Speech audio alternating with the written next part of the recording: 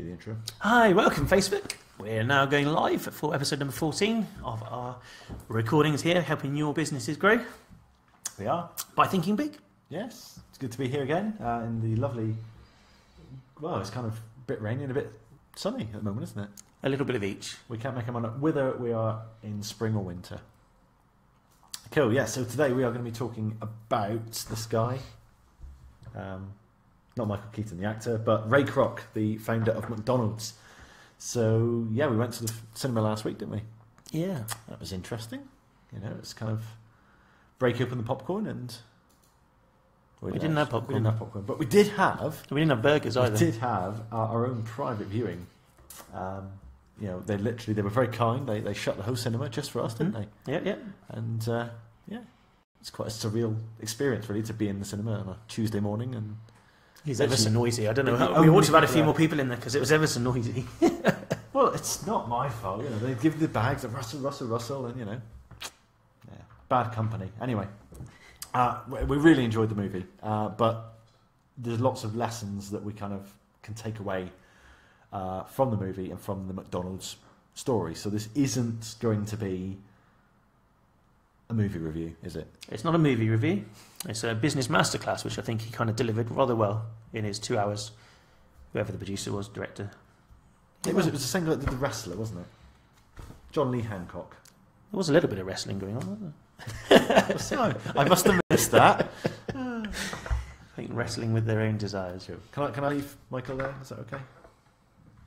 By the way, we can't see it, but if you just do kind of this. Look, Batman. That's wrong. It was not his eyes. It was his bottom mouth, wasn't it? And his eyes. Oh, okay. He had to see through it, didn't he? All right, let's move on then, shall we? Cool. Let's go live. So, where are we? This is the bit where we just switch the voice recorder on to record the bit that we go send out for the podcast. Yeah, so usual rules apply. Also, by the way, guys, if you've got any questions, please leave them live. We are here. Just say hi. Let us know where you're listening, what you're up to, and your thoughts on the film if you've seen it. And if you haven't, let us know what you think about the podcast. Have you got any questions? Leave them in there. We will pick up Q&A at the end after we've done our highly polished... as you know, we'll have what we've taken away from the film, and that's kind of what we're delivering now, isn't it? Really. So you may have taken out some other messages, some other things. Make sure you pop those in there as well, because it's always good to see what other people take from the film. I've seen it 3 times. I watched it originally. 3 times? I watched it 3 times. I watched it originally with myself, and then I watched it with you in the cinema, and then I watched it again. So so I've watched it 3 times, and there's something different out of each time, which is why I've got all these points. Yeah, very good. You've got a lot to say. So this is going to be a very Jason heavy end. It won't be. Cool. Right, so let's crack right on. So hey everybody, and welcome to episode 14 of the Big Idea Podcast. My name is John, here as always with Jason. Hi John. And we are here to provide you with some simple, actionable bits that you can take away for your business to help your business grow. And today we are doing a movie review, aren't we? No, we're not. But we have been to the movies. We've been to the cinema, and we saw a movie called The Founder. It's really good to take a morning out of the day really to work on the business by watching a film. It was. It really did feel like slacking. You know, I mean, we were the only ones in the cinema. Yeah, thankfully. So you know, there was. We were the only slackers. But it did seem strange to think. Well, actually, I should be working now. But what I'm going to do is I'm going to go and spend 2 hours watching a film, and you think, well, yeah, that's slacking. It's not actually working towards my goals or anything like that. But actually, having seen the trailer, and I think I spoke to you because you had already seen the film over the weekend, we knew that this was a film that we could actually learn something from, and there were actually a lot of business lessons in there. Have we announced what the film was yet? We haven't even mentioned it yet. Good. Should we see how far we can go without mentioning it? I don't think you're going to go too far. Oh, okay. So the film was The Founder, and this is the story of McDonald's. Basically, it's McDonald's as we know it today, and the story of Ray Kroc, who is credited as being the founder of McDonald's. And I think we'll have a little conversation later on in the program as to whether he actually is the founder of McDonald's. He's definitely self-appointed founder. Oh yeah, undoubtedly. So, a few caveats before we begin. Number one, I have to say, spoilers. Spoiler alert. we are going to talk about the film. We're going to talk about what happens if you are not familiar with the McDonald's story and you want to watch the film first because you don't want us to spoil it for you. Please do turn off now and go and watch the film and then come back when you've watched it. Alternatively, we are going to give stuff away. And a lot of what we're going to talk about today is based on the McDonald's story, but we have just watched a Hollywood version of the McDonald's story. So a lot of what we're going to talk about, particularly if we're talking about things from the film, may not have happened quite the way that it was portrayed in the movie. So with that little caveat out of the way, let's kind of take you to the main, what I think is the main story from the film, which is the fight between the original founding McDonald brothers and Ray Kroc. Because in the beginning of the film, their goals seem aligned, don't they? They do, yeah, absolutely. Ray kind of takes the McDonald's brothers' vision and, I was going to say runs with it, more runs away with it, doesn't he? Definitely runs away with it, yes. Something about blowing it up, I think, was the... But I think the lesson to learn here is to always make sure that your goals are aligned with your desire.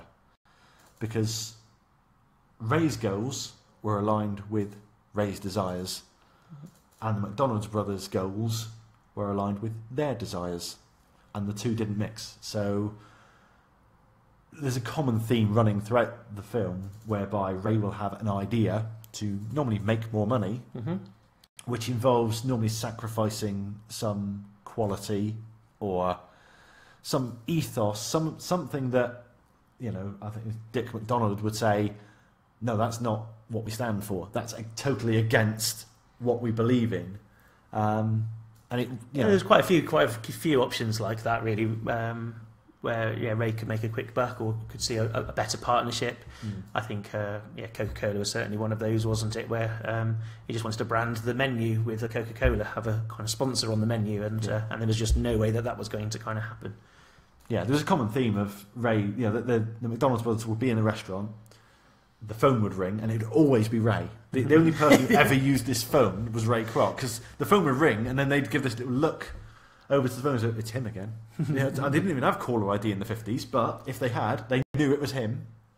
And it would be, hi, Dick, I've got a brilliant idea. I've got a fantastic idea. We're going to put powdered milk into the milkshakes. No, Ray, you're not. And it's kind of, what they wanted was to get a little bit bigger. They had this nice little burger joint.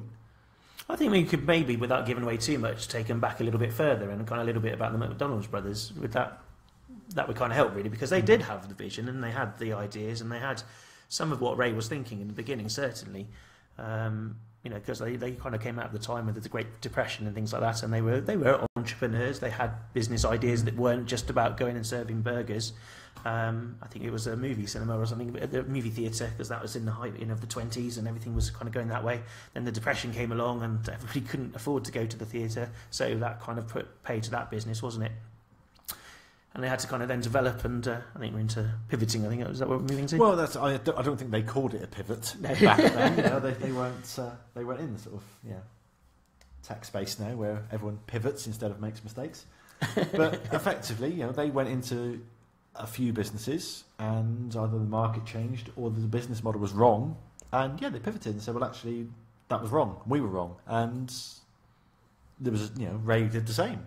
He was selling things out of the boot of his car for years, and he was a struggling travelling salesman, wasn't he? He was, yeah. But as he said, when you've got an opportunity as big as McDonald's, you can afford to be wrong 20 times, but as long as the one time you're right is when it's something the size of McDonald's, as is now. Again, I use the word McDonald's as in the brand we now know. Not necessarily the brand that existed back in the 50s, but there's a line he said, I've only got to be right once, because he built up a reputation as a loser, as someone who always had these crackpot ideas and was always had something new to sell. And I mean, there was a scene where he sat down with some of his golf. In the country club, yes. Country club buddy. And they're dismissing him. Oh, here we go. It's Ray's silly ideas again. And his wife sort of says, "No, actually, you need to listen to this because this isn't one of his usual crackpot ideas. He's actually got something here." So yeah, you've only got to be right once. You've got to know your numbers, and this is where Ray fell down. Certainly in the early days, because he signed this contract to take on the McDonald's franchise. So McDonald's brothers had one burger joint, and they tried opening a few others, didn't work as far as they were concerned. Tried that, didn't work. Ray saw that it really would work. He saw the vision, didn't he? He saw what they because this one restaurant that they had was operating kind of almost a military kind of operation. Really, they've kind of put an awful lot of planning into it, honing it down, taking lessons from people like Henry Ford and creating the motor assembly plant, and that's kind of how they went about creating the burgers. What they needed to do was create a burger which was the same for every single person who came along to the counter, and they found the best way of doing that. They optimised it. They even went to a tennis court and mapped it out, didn't they, kind of thing, and had all the staff walking around the tennis court as if they were making burgers, and just to get it right before they actually put in the kitchen that they then fitted. So he kind of saw the systems and the processes which the McDonald brothers put together to make this thing work. A military operation, really. I say his first experience was turning up at the window, and there's a long queue of people, and the woman in front said, "Oh, don't worry, it's not going to be too long." And it wasn't. And he was there, and he gave his order, turned away a minute, turned back, and there it was, waiting for him. And he was kind of completely blown out of the water. It was like, well, it can't be mine because I've only just placed that order, and am I giving away too much of the film? No, not that's good. And and he's kind of like, well, I've got this bag now. Now what do I do? Where do I sit? How do I eat? Where's my plate? Where's all these things? Oh no, just eat it out of the bag. And well, where do I eat it? Well, go and sit on the bench, or in your office, or in the car, or wherever you want to go. It doesn't make any difference. Just eat it, and it's convenient and easy and quick. So you had this whole. This whole thing was kind of, as I say, a military operation. It was like, bing, bing, bing, there you go, you've got it. Nice and cheap, nice and easy, nice and quick, which appealed to lots of people, didn't it? It did.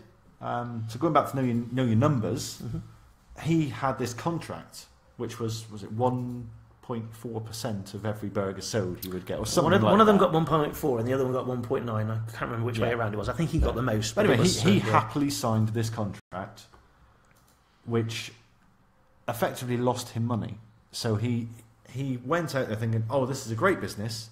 If I scale it up, I'll make loads of money. So he went out there and scaled it up, and then eventually the bankers come around and say, well, you're losing money. For every burger you sell, you're losing money because you've got this contract here. Well, what do you mean? Literally, because he hadn't even looked at the numbers. He had no understanding whatsoever of, well, how much does it cost to open a restaurant? How much does it cost to staff it? What are my overheads? What are my margins? Well, actually, his margins were fixed. It's because he couldn't charge what he wanted for a burger. He had to charge 99 cents. No. Get this. I think you kind of missed that. It was 35 cents for a McDonald's meal. Oh, dear. 35 cents. Can anybody imagine how America got the size they did with 35 cents for a drink, burgers and fries? I mean, that's 35 cents. But yeah, he got to the point whereby he was actually failing by succeeding. So the more he succeeded, the more McDonald's became a success, the more branches he opened, the more burgers they sold, the less money he had. And that was purely because he didn't understand the numbers. And eventually he kind of meets up with, it was a banker, wasn't it? Competitor, I think, in the ice cream business. Oh, yeah. Harry Sonberg? Something like that? BJ Novak's character. Okay, yeah. Him from the American Office. And he uttered the famous line, which I was aware of via Rich Dad Poor Dad, which was, what business are you in? And we sell burgers, don't we? Yeah. Well, there's a famous story, again, it's from Rich Dad Poor Dad, where Ray Kroc's giving a talk at Harvard Business School. And he says to the class, I think it's at lunchtime, they break out for a session. And he says, so guys, what business am I in? And there's this little nervous laughter. No, really, guys, what business am I in? And eventually someone sort of brave pipes up and says, well, come on, Ray, everyone knows you're in the hamburger business. And he says, no, I'm not. I'm in the real estate business. And that was the lesson that was dished out as he stood on this empty piece of land, holding the earth in his hand, that actually Ray Kroc was not going to get rich selling burgers. Ray Kroc was going to get rich by owning the land that was paid for by selling burgers. And I liken that to us nowadays. What business are we in? Well, we're not in the sports betting business. We're not in the internet marketing business. We're not even in the property business. We are in the investment business. Everything we do now is geared towards building, creating and sweating assets that we own, some of which is online marketing, some of which is sports betting, some of which is property, but predominantly we are investors. That is the business we're in. To the outside world, we're probably not in that business, but up here in our heads, that's where our headspace needs to be. That's where Ray Kroc was. Everyone thought he was selling burgers. He wasn't selling burgers, he was selling real estate, or he was buying real estate, which he was getting his franchisees to pay for, and cutting out the McDonald's brothers along the way.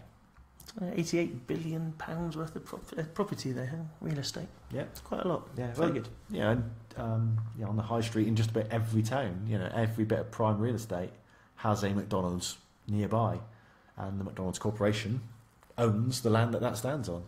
They control the land. Another lesson to take out for it is not to take no for an answer, and that's a theme that occurred throughout the movie. So we start off, and Ray's getting lots of no's, isn't he? Because he's going door to door trying to sell his milkshake machine. Was it multi-spindle milkshake machine? So the drive-ins. I mean, the drive-ins in the 50s, they were an important part of America. They kind of were built. There was a drive-in everywhere. Every town kind of had a drive-in, but it was a flawed business model, really, because the customers were never going to be happy with how that kind of worked out. But one of his things was, this multi-spindle milkshake machine. So actually, why make one and make the customer wait when you can make 6? And he was very much about trying to sell the idea that actually put that in first and the customers will follow. I think the line was something about chicken and egg and chicken kind of thing. It's kind of like actually have the supply and the demand will follow was kind of where he was kind of coming from. And he was trying to sell this in a story and kept getting no's because people weren't thinking ahead.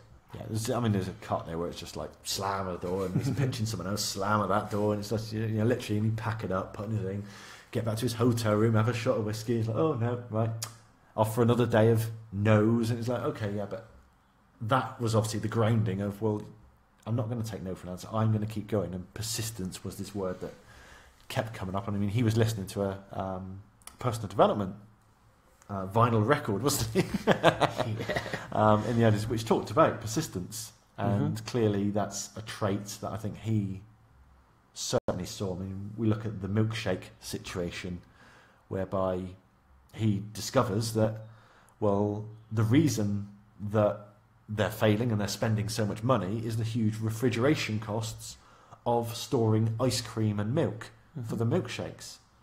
And then someone introduces him to powdered milkshakes. Just add water and you've got something that tastes like a milkshake. Light bulb goes on and says, oh, that's phenomenal. We can go from a business that is actually losing money to generating significant profits just by making this one little change. So gets on the phone to Dick McDonald, who says, no, fresh honey, that's it. So, many people would have said, oh, okay, the founder, the original McDonald brothers have said no, they don't want to do that with their brand. I have a contract which ties me into not doing that because they had complete control over the products, didn't they? But he kind of said, actually, screw it, I'm going to do this anyway. And that was very much a theme of the film, was I'm going to do it anyway. Find a way. That's it. Yeah. Again, you mentioned the contract. It says here in this contract that you cannot do this. And there's a scene where he's just talking to his lawyer and says, so just make it go away. I don't care what you have to do. Just make that go away. And it's like, literally, I am not going to accept this legally binding contract. No, I don't care. Not going to happen. I think a little caveat though is that maybe most people wouldn't get away with that because contracts, I guess, these days are a little bit more tied down by suits. So one of my little things would be to kind of any contracts you really need to have a look at the finer points and well, there is, but then even the most ironclad contract can be amended, can be changed. It is just a case of, well, how much money is that going to cost you? Yeah. And what are you going to have to give up?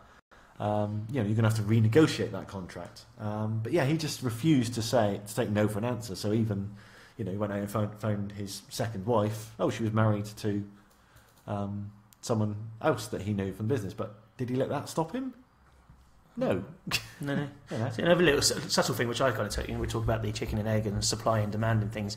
I actually think that the McDonald's brothers found that out in advance because they created a supply and then the demand kind of follows. And I kind of think about that these days as well because I think locally here there's new things appearing, high street things in other places. So I'm thinking the Costa, actually, we had a Costa arrive on a retail park, which wouldn't really think about doing it. New. No, it's not new, but it just kind of appeared. And it's actually why before that there was just a coffee shack. They were selling burgers and things. There wasn't really any reason there to go and have coffee. But I was in there on Sunday morning and it was packed. 10 o'clock on a Sunday morning, this Costa was packed. So they created the supply and the demand kind of followed. And again, that was kind of, I think, it just kind of struck me that. And I thought McDonald's themselves, the brothers, with the creation of their thing, and it wasn't a hot dog stand, which was their idea, which was the idea they stole kind of thing to start burgers. They actually created that supply first. Yeah, no, definitely. So I was thinking about Ray Kroc's supply and demand argument with the milkshake machines. Yeah. Sorry. So they were disruptive. I mean, the original McDonald's brothers were very disruptive, weren't they? As you said, they had this, what did you say, military operation, really. I mean, they flip down. They optimised their entire setup, didn't they? So they originally, when they first launched, they had a 27 item menu, and I can't remember the exact number, but it was something like 87% of the items sold from that 27 item menu were burger, fries, and a soft drink. I was like, well, actually, if that's what most people are ordering, why don't we completely streamline that and just order or just sell those three items? Yeah. Literally they cooked the chips perfectly every time by analysing, well, what if we do it at 220 degrees for 3.7 minutes? Oh, well, we could do that. Or we could do it at 240 degrees for 4 minutes. Okay, well, literally they optimised how thick the chips had to be cut, how long they had to be cooked in the oil, at what temperature.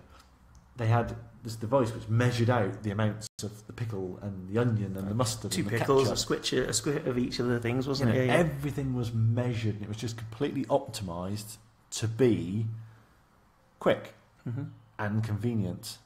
And I think, you mentioned before we about Gordon Ramsay with his kitchen nightmares does a similar thing every time he goes in. Oh, absolutely! Yeah, I don't think I've watched an episode of Kitchen Nightmares without him going in and saying, "Why you've got 150 things on your menu? What is this?" It's like a book that I'm reading to choose from. Yeah. It's like, no wonder you're kind of failing, because there's no way you can have a table of 10 people coming in and everyone choosing something separately for you to cook 10 different dishes and get them out at the same time. So thinking about some of the top eateries now, they have a set menu. You go along on a day and here you can choose 1 or 2 mains and 1 or 2 starters and 1 or 2 puddings, and that's as much as it is. And it's most places now, decent places. Do you want the steak dish, the fish dish, the salad, the veggie dish, or the pasta? Because that's all we've got. Yeah, so do one thing and do it well, you know. I mean, we went to a restaurant in London Christmas before last, didn't we? Burgers? No, the steak, flat iron steak. Oh, flat iron steak, okay, yeah. And there was literally one item on the menu, wasn't it? It was, how do you want your steak cooked? Yeah.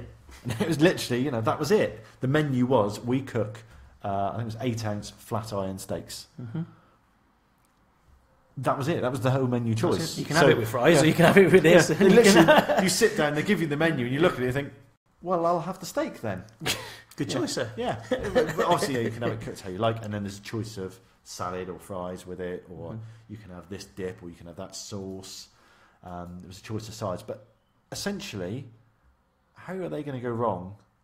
As long as they're able to cook a steak and they source decent meat, they shouldn't go wrong with that. I know. Well, we found it with a couple of the first franchisees with Ray Kroc, really, is kind of country club mates who kind of went to, here's some money, let's do it sort of thing, because they kind of went, actually increased the menu. They sort of, we'll do fried chicken, and we'll do corn on the cob, and we'll do this, that and the other. People love fried chicken. Yeah, so he kind of went and said, no, we don't do fried chicken, we do burgers, and if they want fried chicken, take themselves down the road and go to the fried chicken shack. Yeah. We do burgers, and And obviously they couldn't get it at that point because that's not what drive-ins were all about. They were all about people driving up and being served, and as you say, they were disruptive, the McDonald brothers, because they kind of took the rules and threw them out the window, which took the Americans a little while to get it. There's no plate, there's no cutlery, there's no there's nowhere to sit. It's not as eating in. It's not. There's no tray for your window when you get served. There's no hoppers driving the food out to you. The food was right and on time, and that's all there was to it, really. Yeah, I mean, it's the difference between a good business and a good product. So, what was more important to Ray Kroc, making a good burger or making money? And I asked that same question to the original McDonald's brothers, which is more important, making a good burger or making money? Mm-hmm. I think you'd get two different answers there.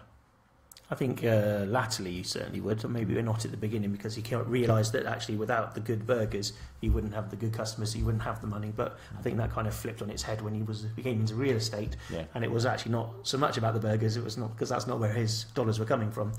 But I think that's where their ethos was, or their desires was aligned at the beginning, and it kind of drifted apart. Then did he go a little too far in that, to hell with the burgers? And as I think, Dick says at one point, what do you want me to do next? Sawdust in the burgers? Yeah.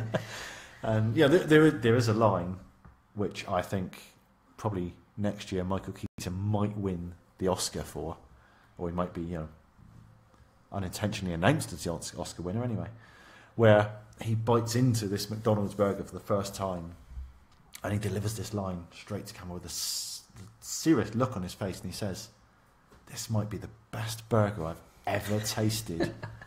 Can you imagine biting into a McDonald's burger and saying that's the best burger I've ever tasted?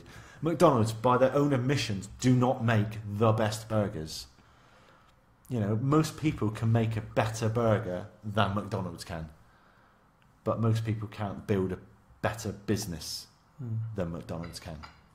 And it's that consistency and continuity of the product, of the brand, that I can go into a McDonald's, I would not, but I could go into a McDonald's here in Plymouth and I could get the same meal that I could get in Times Square or outside the Louvre at Paris. It's exactly the same meal across the world, across their, how many branches it is, 36,000 restaurants worldwide. Unless you're in Europe and you can have a beer. Yeah.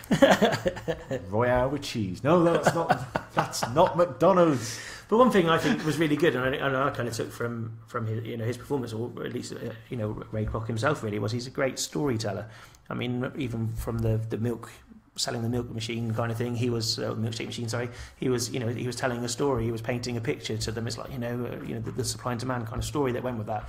But he also had to sell his vision or his idea to the McDonald brothers as well, and he kind of done that with a story about not doing it for yourself, do it for your country. It's kind of a look at American towns, and American towns have two things: they have a church which has a cross on top, and they have a courthouse with a flag, and kind of that's the two things. You've kind of got the bad people and you've got the good people, but you've got nowhere for families to kind of congregate, and that's what I think about these golden arches. I'd like to see one in every kind of town, and he kind of painted this lovely picture where actually this is something really good, and this is something really good for the community, and this is something for the families to kind of get behind. It's open every day, not just on a Sunday.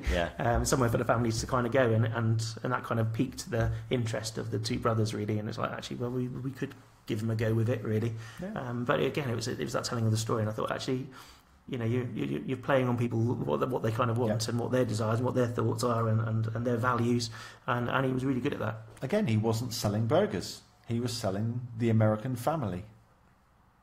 And I'd say that branding of the arches, coupled with the church and the flag, one in every town, just resonated with people so much, that people bought into that brand because, the food was probably okay. It wasn't terrible then. And, they were happy with that. No, the biggest lesson, though, that I think I took out of this film was that in a 2-hour movie, not once do you see Ray Kroc flipping a burger. You never see him serving a customer. You never see him sweeping the floor. No. Ray Kroc understood the importance of working on the business, not in the business. He was not the doer. Liken that to the McDonald's brothers, who we're first introduced to them when they're sweeping the floor. Sweeping the floor, yeah. You know, and there's a story about their first few customers, and they're serving in the hatch, in the window, serving customers, or they're in the back with an apron on, flipping burgers, or cutting chips up, or prepping buns, or they're the ones that are ordering the potatoes. They're the ones that are doing everything, and that is why they had a small one-diner business that, in answer to the question I said at the beginning, which is, was Ray Kroc the founder of McDonald's, I believe we would not even be aware of McDonald's if it were not for Ray Kroc, because McDonald's would have been a small town burger joint left in the hands of the McDonald's. That's my... Well, yeah, because we had that conversation when we came out, didn't we, about actually Ray Kroc and he kind of screwed the McDonald brothers over. We thought kind of really it was actually a little bit unfair because he kind of sold it for $1.7 million each, wasn't it? So that was $1 million and tax-free kind of thing, and the other bit was for the tax. And then he was going to give them a 1% override or something like that, wasn't it? But he had to agree as a gentleman's agreement, which apparently they never got anything from that. But actually $1 million each, kind of cash in their hand really for their idea, whilst it's turned into McDonald's Corporation worldwide. That would never, as you said afterwards, I thought, oh, that's a bit tight, really, wasn't it? And you said, well, actually, is it? Because their idea was it really worth more than £2 million or £3 million with the tax? I think they got a cracking deal.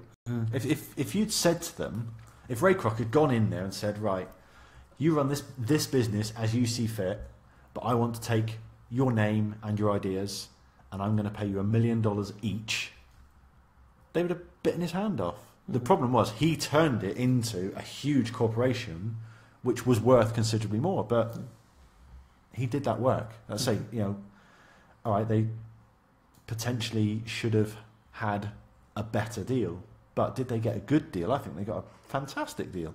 Let's say we would not be aware of McDonald's if it wasn't for Ray Kroc, because they would still be this tiny little burger joint, which is what they wanted. They were comfortable, weren't they? They were in their comfort zone, and it was they've got it finally honed, albeit, but they were fine in their comfort zone. Yeah, but I'd say that was certainly my big lesson. Was you do not see Ray Kroc flipping a burger. So if you're currently flipping the burgers in your business, then you need to make sure you've seen the film, and you need to be a little bit more Ray Kroc. Maybe not screw over your business partners. Put sawdust in your burgers and powder in your milkshakes. They did go back to it. They did have powder, didn't they? But they did go back to ice cream in their milkshakes. Apparently not very long after. Apparently so. I've not eaten at McDonald's for 10 years or more now, so it's very good of you. I'm going to keep that up. So yeah, leaving my personal opinion on McDonald's aside. So yeah, that's it for another week, guys. We hope you've enjoyed this little film review. We will be back to normality next week with another normal podcast. But yeah, I hope you found that useful. We're not going to do film reviews every week, but there were a lot of business lessons to be pulled out of that one.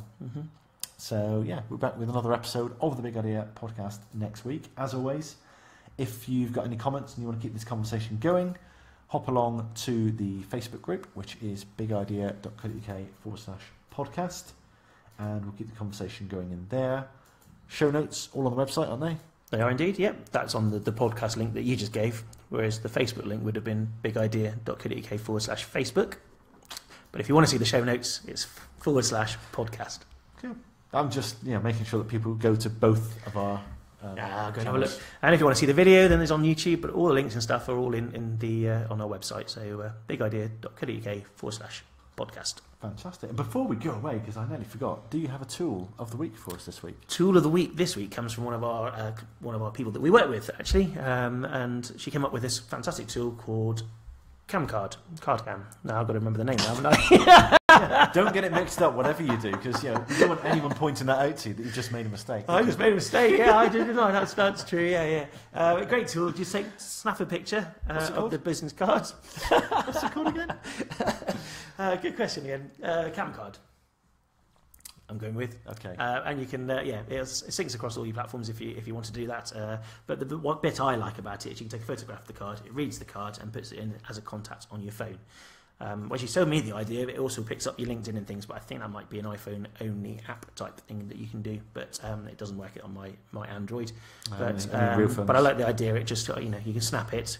We're into our networking now, and we're picking up lots of cards, so it's really good to put them straight into your phone, and they're there, and you can't lose them. And so good. Thank you, Joe, for that one. Yeah, thank you, Joe. Is that right, Ian? Yeah, that's all good with me. Good. As long as you've got it right, as long as you've got the name right. Well, I'm sure it is. It'll be in the show notes anyway, so even if it's not, go and have a look in there. And show notes, which are at /podcast. Big idea, it could be /podcast. Cool. And on that very highly successful note, guys, we will see you next week for another episode. Bye-bye. Have a good week. Was it a podcast? Yeah. Oh dear. Hi Tony, how are you, mates? Have you enjoyed the podcast, the live recording? Did you see the movie? Have you seen it before? Might have seen it over the weekend. And how did you get on with the marketing critique that we did last week? Hopefully that wasn't too painful for you. Obviously, I appreciate. Let's say you're not, marketing sort of guru, and very, again, really appreciate you putting that up for us, because everyone's here to learn, and it's easy to shoot it down and say, oh, that's awful, that's rubbish, but at the end of the day, you were brave enough to put it up, so really appreciate that. And hopefully you learned lots of things from it, because John left you lots of actionable points which you can kind of do to make that a little bit tweaky. A little bit tweaky. You can tweak it a little bit to make it a little bit better. We're enjoying all last bits of the words, aren't we? I think next time you should have coffee before you do the podcast. You think the mint's no good? Okay. Cool. So, any other comments, guys? Any other thoughts on the movie, on the podcast? Anything else that you took out of it? We're going to stick around for a few more minutes, just in case you've got any questions. We've got some... Put Michael up there again for you, so you can just have him back again. Yeah, that's good. So it's like 400 billion burgers apparently. They feed 1% of the population in a day. Isn't that good? Yeah. As I said, leaving my personal views on the McDonald's quality of their products aside. Yeah, we ought to mention that really, because they might be also listen to the podcast. Yes. We didn't. We haven't been sued by the Mail yet. The Mail haven't got us, no, but McDonald's might. Yeah, it was another line actually which I quite liked in the which we didn't talk about in the main podcast actually, which was about branding and building the brand, and Ray Kroc was asked why didn't you just copy? We gave you all the information, we give you all our systems and processes and stuff. Why didn't you just go off and set yourself up another one?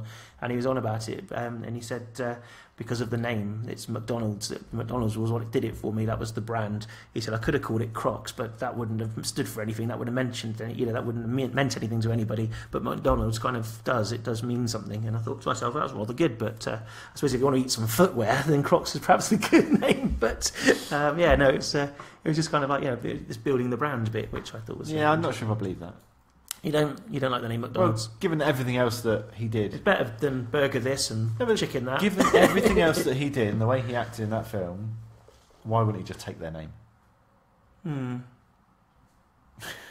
have to ask him.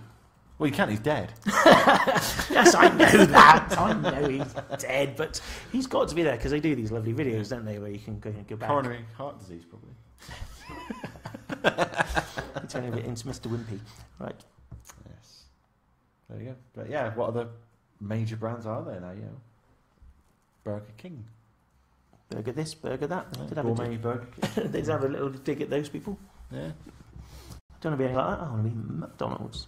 Yeah. But no, it was clear that that brand was very, very concise and very clear, wasn't it? Mm-hmm. You knew. You still do. You know what you're going to get in a McDonald's. Mm-hmm. and I think that is the same. I said all over the world, but certainly that's what he created. Was, well, if you went into Jason's Burger Joint in Denver, and then you went into John's Burger Shack in Colorado, you'd have two very different experiences. Whereas if you went into McDonald's in Denver and McDonald's in Colorado, you'd have the same experience. Same staff, same uniform, same service, same product.